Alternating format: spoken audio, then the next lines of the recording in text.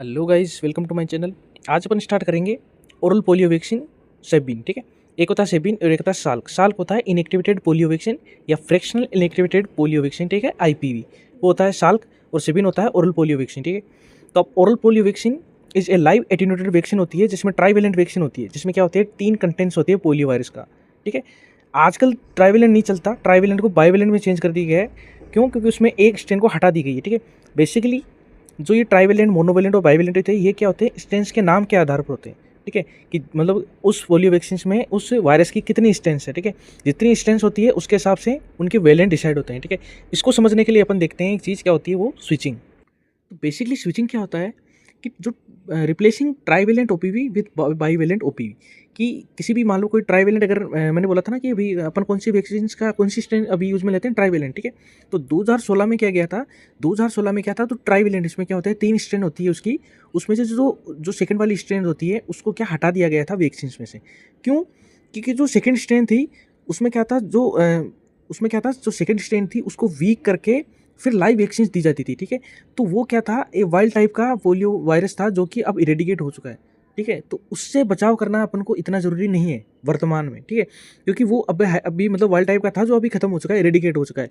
लेकिन उस जो सेकंड स्ट्रेन का वायरस था, जिसको अपन वीक करके दे रहे थे, वीकेंड करके दे रहे थे, उससे आर्टिफिशियल क्या हो रहा था, जो मतलब इम्यूनो कॉम्प्रोमाइज जो पेशेंट थे उनके खुद क्या हो रहा था, वो सीरियस प्रॉब्लम्स कर रहा था। ठीक है, यानी वो क्या कर रहा था, वैक्सीन एसोसिएटेड पैरालाइटिक पोलियो। ठीक है, ये कर सकता था, या इसके अलावा क्या कर सकता है, वैक्सीन डेराइव्ड पोलियो वायरस। ठीक है, यानी वैक्सीन डेराइव्ड पोलियो वायरस या वैक्सीन एसोसिएटेड पैरालाइटिक पोलियो। इसमें क्या होता है कि जो सेकंड स्ट्रेन थी उस वायरस की, वीकेंड करके जो अपन डाल रहे थे, क्योंकि लाइव एटीन्यूएटेड वैक्सीन है, तो जो सेकंड स्ट्रेन थी वो क्या कर रही थी, म्यूटेट होके, ठीक है, इम्यूनोसप्रेसिव पेशेंट्स में खुद डिजीज कोज कर रही थी। ठीक है, पोलियो कोज कर रही थी। तो 2016 में क्या गया था कि इस स्ट्रेन को हटा दिया गया।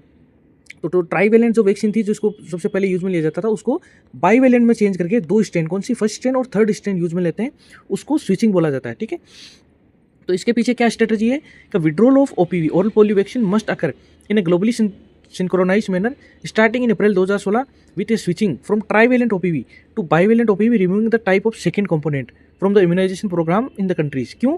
Preparation for the removal of OPV also includes the introduction of at least 1 dose of IV in routine immunization program.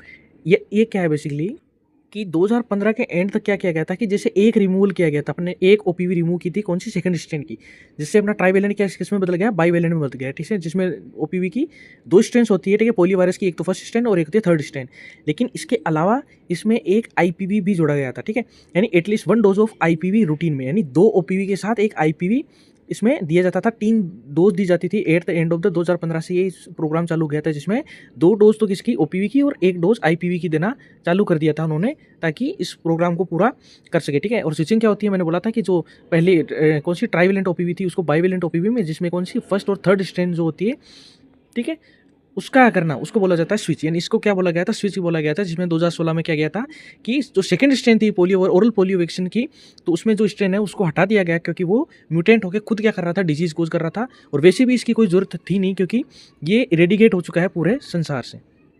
इसके साथ ये भी है कि सितंबर 2015 में क्या गया था, पोलियो वायरस जो 2 है, ठीक है, उसको डिक्लेयर कर दिया गया इरेडिकेट। ठीक है, यानी वो इरेडिकेट हो चुका है, तो उसके लिए अपन को क्या है, अलग से कोई वैक्सीन नहीं देनी होती है पोलियो की खासकर। ठीक है, तो जो सेकंड डोज है उसको, मतलब जो ट्राइवेलेंट थी उसको बाईवेलेंट में चेंज कर दिया गया था उसके बाद में। ठीक है, ठीक है, अब अपन आगे देखते हैं कौन सा, schedule for the OPV in NIS. ठीक है, एनआईएस अपन ने पहले भी पढ़ा था। ठीक है, नेशनल इम्यूनाइजेशन शेड्यूल में अपन ने क्या पढ़ा था कि ओपीवी की एक तो 0 डोज होती है। ठीक है, ओपीवी फर्स्ट, सेकंड, थर्ड और बूस्टर डोज। ठीक है, तो जो 0 डोज होती है वो तो लगती है किस पे, बर्थ पे। ठीक है, ओपी की फर्स्ट डोज लगती है 6 वीक में। ठीक है, सेकंड डोज लगती है 10 वीक में, और थर्ड डोज लगती है 14 वीक में।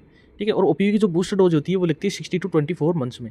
लेकिन एक बात और है कि यहाँ पे सिंगल डोज सफिशिएंट नहीं होती है इसमें ओपीवी में, तो मिनिमम 5 डोज रिक्वायर होती है इम्यूनिटी के डेवलपमेंट के लिए। ठीक है, तो मिनिमम 5 डोज तो चाहिए किसी ओरल पोलियो वैक्सीन के डेवलपमेंट के लिए। ठीक है, सिंगल डोज ना वो क्या होती है, मतलब इतना प्रभावी नहीं होती है। ठीक है, और ये इसका वो है कौन सी, वाइल, जिसको आप देख सकते हैं। ठीक है, ये मतलब मोस्टली पड़ी रहती है अपने, मतलब पड़ी रहती है, मतलब ये इसको जांचने के लिए कि ये एक वाइट कलर की क्या वाइल में रखी होती है। ठीक है, और सेबिन, इस पर सेबिन तो नहीं, लेकिन बाईवेलेंट जरूर लिखा रहेगा, बायो पोलियो। ठीक है, B13, इसका मतलब है बाईवेलेंट पोलियो वैक्सीन है ये ओपीवी। ठीक है, अब देखते हैं अपन मैकेनिज्म ऑफ एक्शन। इसका प्राइमरी जो मल्टीप्लिकेशन होता है, यानी जो इस वैक्सीन जो क्योंकि ओरल देते हैं ना अपन, तो इंटेस्टाइन में जाएगा, तो ये इंटेस्टाइनल एपिथेलियम सेल है, वहाँ पे जाके क्या करता है, मल्टीप्लिकेशन करता है।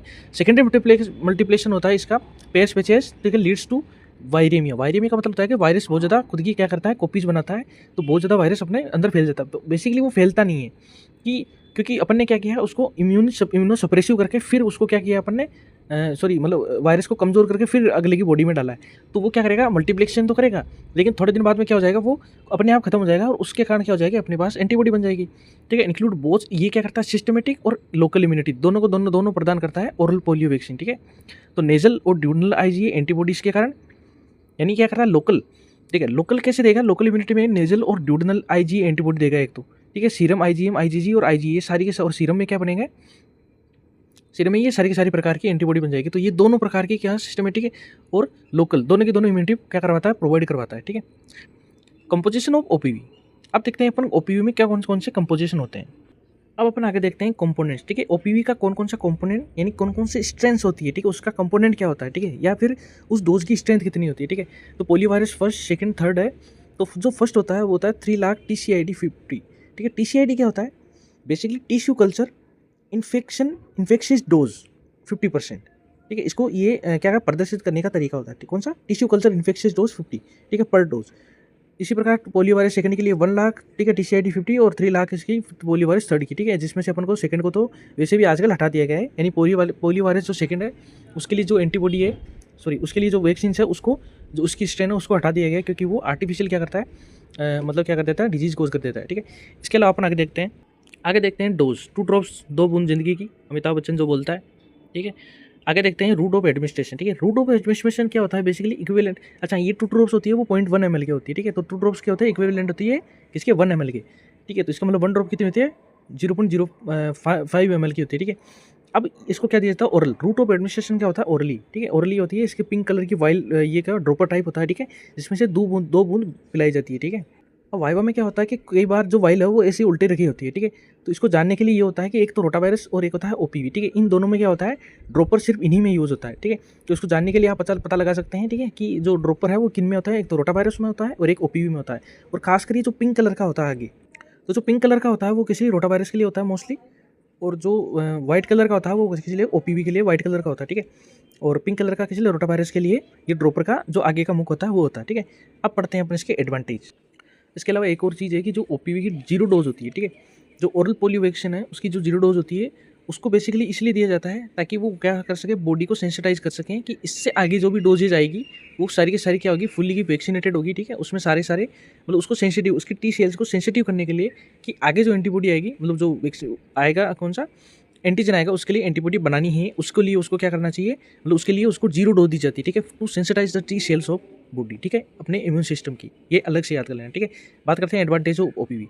ओपीवी का एडवांटेज क्या है, ठीक है, एक तो एडमिनिस्ट्रेशन करना बहुत ईजी होता है। ठीक है, आराम से क्या करना होता है, उसको ओरली को बस 2 ड्रॉप्स पिलानी होती है। ठीक है, रिलेटिवली इनएक्सपेंसिव। ठीक है, रिलेटिवली क्या होती है, आईपीवी की तुलना में एक्सपेंसिव कम होती है। Reduce both humoral and systematic immunity, immoral और सिस्टमेटिक दोनों इम्यूनिटी को दूर करती है, इंड्यूस करती है। ठीक है, useful in controlling in epidemic cases होते हैं। ठीक है, एक एरिया पे बहुत ज़्यादा अगर केसेज आ रहे हैं तो उसमें भी क्या यूजफुल होती है उसको कंट्रोल करने के लिए। Single dose also produce the substantial immunity की, जो सिंगल डोज होती है उसमें बहुत सारी अच्छी खासी सब्सटेंशियल क्या होती है, इम्यूनिटी होती है। Vaccine spread immunity to others by expression the virus. ठीक है, यानी क्या है, एक्सप्रेशन क्या होता है कि vaccine spread the immunity to others, ये इम्यूनिटी दूसरों यानी दूसरे को भी स्प्रेड करती है, क्योंकि ये क्या करता है, एक्सप्रेशन करता है वायरस के एक्सप्रेशन के कारण।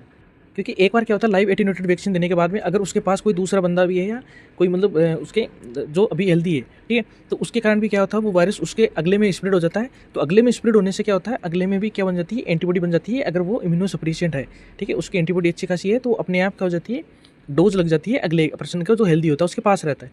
ये एडवांटेज होते हैं इसके ओपीवी के। कॉम्प्लिकेशंस क्या आ सकते हैं कि वही बात कि जो इम्यूनोसप्रेसिव पेशेंट होते हैं वो क्या करते हैं, live vaccine associated paralytic poliomyelitis. ठीक है, वैक्सीन से खुद क्या हो जाते हैं, पोलियो हो जाता है। वो इसलिए होता है क्योंकि अपनी एंटीबॉडी बहुत कमज़ोर होती है। मान लो उस टाइम अगर अपन उसको वैक्सीन दे देते हैं तो वो वैक्सीन क्या करती है, खुद जो अपन ने क्या किया था, कमज़ोर करके जो वायरस दिए थे वो खुद क्या कर लेते हैं, डिजीज कोज कर देते हैं। ठीक है, 1 केस पर 2.7 मिलियन वैक्सीन। ठीक है, ये क्या होता है, एक केस आता है 2.7 मिलियन वैक्सीन पर। ठीक है, तो देखते हैं वैक्सीन एसोसिएटेड पैरालाइटिक पोलियो क्या होता है, VAPP। ठीक है, approximately 1 in 2.7 million doses of OPV। ठीक है, पोलियो वायरस टाइप 3 जो पोलियो वायरस होती है उसकी जो टाइप 3 स्ट्रेन होती है मोस्टली उसी के कारण होता है, ठीक है। वो क्या करता है, अगर इम्यूनो सप्रेसिव है कोई पेशेंट तो उसको क्या कर सकता है, vaccine associated paralytic polio produce कर सकता है। यानी क्या हो सकता है कि एंटीबॉडी बनने की बजाय वो खुद उसी को क्या कर सकता है, बीमार कर सकता है। Cause by strain of polio virus that has in genetically change in the intestine from the original एटिट्यूडेड वैक्सीन स्ट्रेन कंटेंट। अच्छा, ये क्या होता है बेसिकली कि जो ओपीवी की थर्ड स्ट्रेन होती है वो क्या कर लेती है, अपने आप को स्ट्रेन को चेंज कर लेती है, पोलियो वायरस की स्ट्रेन को चेंज कर लेती है जेनेटिकली, ठीक है, इंटेस्टाइन में। ओरिजिनल जो देते हैं उससे, ठीक है, ओरिजिनल जो अपन देते हैं वैक्सीन उसकी स्ट्रेन से जो बॉडी में बनती है तो वो क्या कर लेती है, उसकी अपनी स्ट्रेन को चेंज कर लेती है, क्योंकि अपनी एंटीबॉडी इतनी खास नहीं होती। किस केस में, इस केस में अपनी एंटीबॉडी इतनी खास नहीं होती कि वो उसको मार सके। इसकी बजाय वो क्या कर लेती है, अपनी स्ट्रेन चेंज कर लेती है, जिसके कारण वो क्या हो सकता है, मतलब क्या हो सकता है, वैक्सीन एसोसिएटेड पैरालाइटिक पोलियो कर सकता है। इसके अलावा it is associated with a single dose OPV administrate in a child और can occur in the closer unvaccinated. ये क्या हो सकता है कि सिंगल डोज ऑफ ओपीवी के कारण भी हो सकता है किसी चाइल्ड के अंदर, या अकर हो सकता है क्लोज अनवैक्सीनेटेड, जिसको मतलब उसके क्लोज में हो लेकिन अनवैक्सीनेटेड कोई बच्चा हो तो उसके थ्रू, क्योंकि वायरस तो क्या होते हैं दूसरी बॉडी में जा सकते हैं ना, ट्रांसपोर्ट हो सकते हैं उसके कारण। और नॉन ह्यूमन, ठीक है, नॉन इम्यूनोस कंटेंट, जो वही बोला था मैंने, नॉन इम्यून, जिसके वैक्सीनेशन नहीं लगी है, ठीक है, उसको क्या कर सकते हैं, ये जो नए स्ट्रेन होती है वो फैल सकती है और VAPP कर सकते हैं, ठीक है, ऑफ द वैक्सीन रेसिपिएंट हुई एक्सक्रेशन द म्यूटेंट, ठीक है, म्यूटेंट जो वायरस है उसको बाहर फेंक के दूसरे, मतलब उसको किसके थ्रू, हवा के थ्रू, किसको, दूसरे पेशेंट को या दूसरे हेल्दी पर्सन को क्या कर देते हैं, ट्रांसफर कर सकते हैं।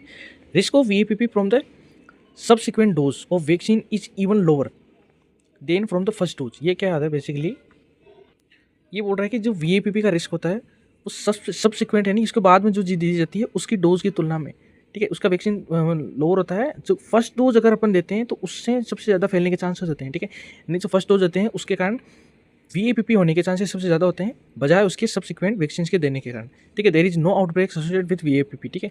क्या है कि बेसिकली क्या होता है, इस लाइन का ये मतलब है कि ये पर्सन टू पर्सन नहीं फैलता, ठीक है। पर्सन टू पर्सन कब, जब एक वायरस दूसरे से मिलने में नहीं फैलता। इसका मतलब क्या है, देखो उसको अपन क्या करते हैं, ब्रॉड स्पेक्ट्रम समझते हैं कि सबसे पहले मान लो कि ये कोई बच्चा है, ठीक है, इसको अपन ने क्या दिया, स्ट्रेंस दी अपन ने लाइव एटेन्यूएटेड वैक्सीन की, ठीक है। तो इसमें क्या हुआ, vaccine associated paralytic polio virus क्या हो गया, ठीक है। वो भी किसके, कौन सी स्ट्रेन के कारण, स्ट्रेन 2 के कारण, ठीक है। मान लो कोई कौन सी स्ट्रेन 2 है पोलियो वायरस की, उसके कारण क्या हो गया, इसमें VAPP हो गया। अब इसके कारण जो इसके पास जो अनवैक्सीनेटेड बच्चे हैं या इम्यूनोसप्रेसिव बच्चे हैं उनको हो सकता है ये, ठीक है। क्यों, क्योंकि म्यूटेंट होकर निकलता है इस बच्चे से, या फिर ये खुद को भी क्या कर सकता है, कोज कर सकता है VAPP, ठीक है।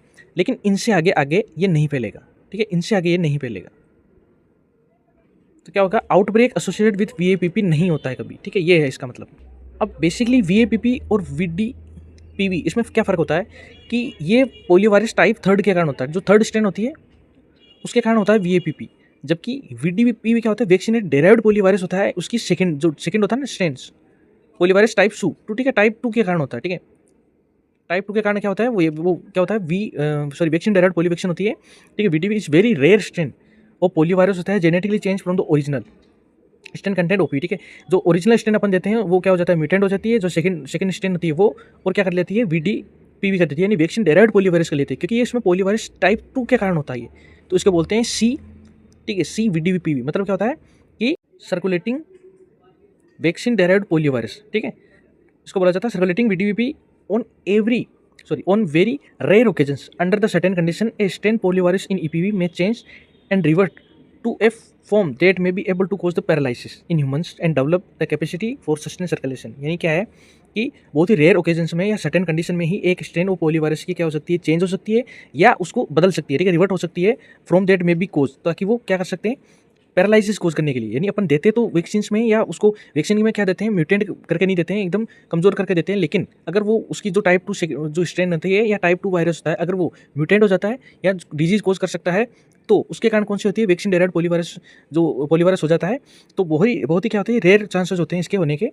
ठीक है, जिससे क्या हो जाता है, VDPV हो सकता है इन humans and develop the capacity of sustain circulation, ठीक है। और ये कैपेसिटी भी हो सकती है कि वो उसके सर्कुलेशन में, यानी उसके जो ब्लड है उसमें क्या, मतलब उसके शरीर में वो जो वायरस है वो फैला रहता है, ठीक है।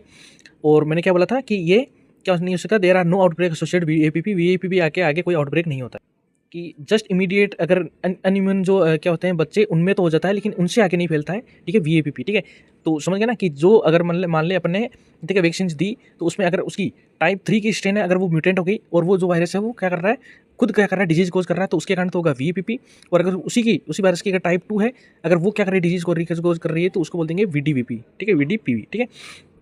आगे देखते हैं इसमें क्या होता है। मैग्नीशियम को जो मतलब ये जो कौन सी मेडिसिन होती है, इसमें मैग्नीशियम को एक स्टेबलाइजर के रूप में मिलाया जाता है, ठीक है।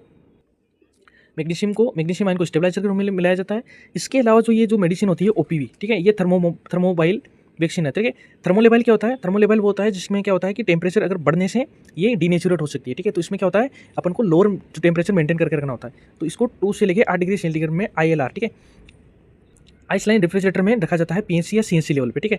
अगर बल्क स्टोरेज करना है या लॉन्ग टर्म स्टोरेज करना है तो इसको -15 से -25 डिग्री सेंटीग्रेड में डीप फ्रीजर में रखा जाता है, एक डिस्ट्रिक्ट लेवल, ठीक है। यानी डिस्ट्रिक्ट लेवल पर में अगर अपन को बल्क लेवल पे या बहुत ज़्यादा लंबे टाइम तक स्टोरेज करके रखना है इसको, तो उसमें क्या किया जाता है, डीप फ्रीजर में -15 से लेकर -25 डिग्री तक इनको स्टोरेज करके रखा जाता है। जबकि ILR में क्या होता है, 2 से लेकर 8 degree centigrade PNC CNC level पर रखा जाता है, इससे पोलियो वैक्सीन को, सॉरी ओरल पोलियो वैक्सीन, हाँ वैक्सीन ही है basically. During transport kept in ice, dry ice, ठीक है। अगर ट्रांसपोर्ट करना है अगर लॉन्ग डिस्टेंस तक, तो उसको ड्राई आइस में रखा जाता है। सॉलिडिफाइड कार्बन डाइऑक्साइड, ठीक है। ड्राई आइस क्या होता है, सॉलिडिफाइड कार्बन डाइऑक्साइड CO2 होता है, ठीक है। CO2 के ठोस फॉर्म को क्या बोला जाता है, ड्राई आइस, क्योंकि इसका टेम्परेचर बहुत ही माइनस में होता है, ठीक है, लगभग -196 डिग्री सेंटीग्रेड के आसपास होता है, क्योंकि अपन को बहुत ज़्यादा क्या होता है, लंबे समय तक इसको रखना होता है ट्रांसपोर्ट के समय।